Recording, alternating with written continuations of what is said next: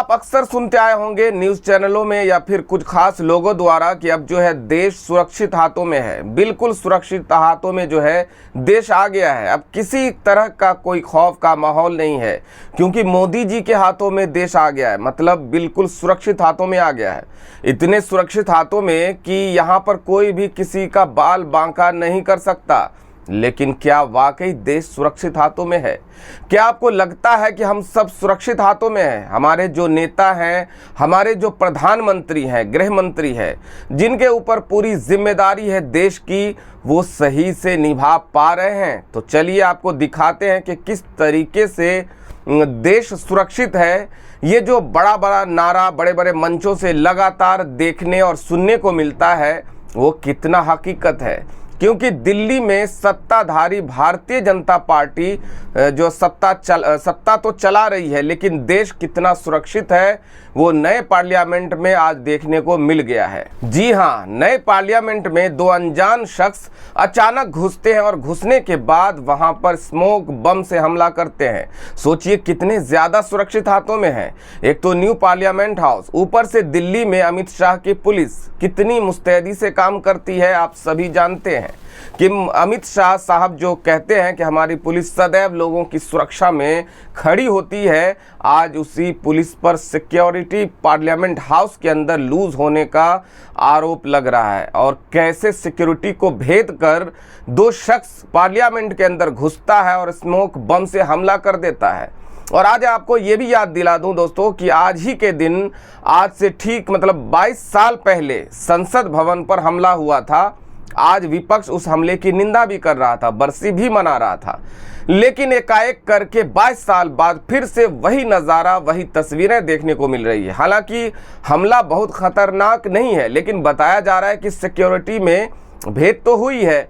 ऐसे में दिल्ली पुलिस काम क्या कर रही है, उनके तमाम कामों पर सवाल खड़े हो रहे हैं। इस वक्त की बड़ी जानकारी आपको दे दूं दोस्तों कि कैसे जो है संसद की सुरक्षा में एक बड़ी चूक हुई है। सिक्योरिटी को भेदते हुए दो लोग अंदर घुसते हैं और स्मोक बम से हमला कर देते हैं। न्यूज़ 24 के हवाले से खबर है कि हाथ में कनस्तर लिए सदन में कूद पड़े दो युवक। संसद की सुरक्षा में एक बहुत बड़ी चूक नजर आ रही है, एक बहुत बड़ा जो चूक है वो देखने को मिला। इसके बाद कैसे विपक्षी दल इस पूरे मामले को लेकर हंगामा करते हुए नजर आ रहा है पार्लियामेंट हाउस में।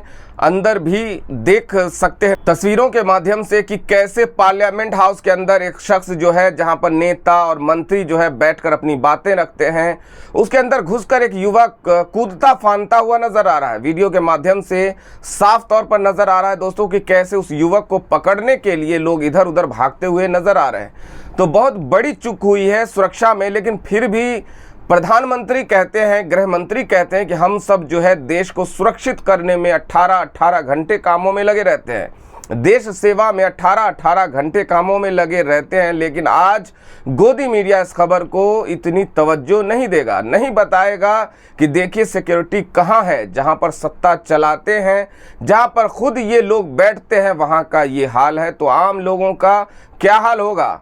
आप सोच सकते हैं। वैसे भी उत्तर प्रदेश से एक ऐसी खबर सामने आई है जहां पर अधिकारी की बेटी के साथ किस तरीके से जघन्य अपराध किया गया, लेकिन फिर भी देश सुरक्षित हाथों में है। और ताली थाली पीटते रहिए और कहते रहिए कि देश जो है सुरक्षित हाथों में है, क्योंकि सुरक्षा ऐसे हो रहा है जहां पर महिलाओं के साथ बदतमीजी, अभद्रता, महिलाओं को उठा लिया जाता है दिन दोपहर में, और तो और सिक्योरिटी संसद भवन के अंदर भेज दी जाती है। तो इसको सुरक्षा कहिएगा या क्या नाम दीजिएगा, ये आप खुद डिसाइड कीजिए दोस्तों कि कितनी सिक्योरिटी है, कितनी सुरक्षा है। एक तरफ जश्न में डूबी बीजेपी ये देखने को, समझने को और मानने को तैयार ही नहीं है कि उनके जो सिक्योरिटी में क्या हाल है, उनकी सुरक्षा में क्या हाल है, चाहे वो मणिपुर हो या फिर दिल्ली हो। हर तरफ एक ही नज़ारा, एक ही तस्वीर देखने को मिल रहा है, किस तरीके से सिक्योरिटी जो है पूरी तरीके से भेद दी गई है। तमाम वो तस्वीरें दोस्तों मैं आपको दिखा रहा हूं कि किस तरीके से सामने आया कि पूरा धुआं धुआं हर तरफ नजर आ रहा है। संसद भवन के अंदर शीतकालीन सत्र के दौरान सुरक्षा में बड़ी चूक सामने आई है। विजिटर गैलरी से लोकसभा में कूद गए दो युवक, कुर्सियां फांदने लगे। दोनों ने कथित तौर पर गैस उत्सर्जित करने वाली सामग्री फेंकी। पुलिस उनसे पूछताछ कर रही है, गैस की जांच की जा रही है।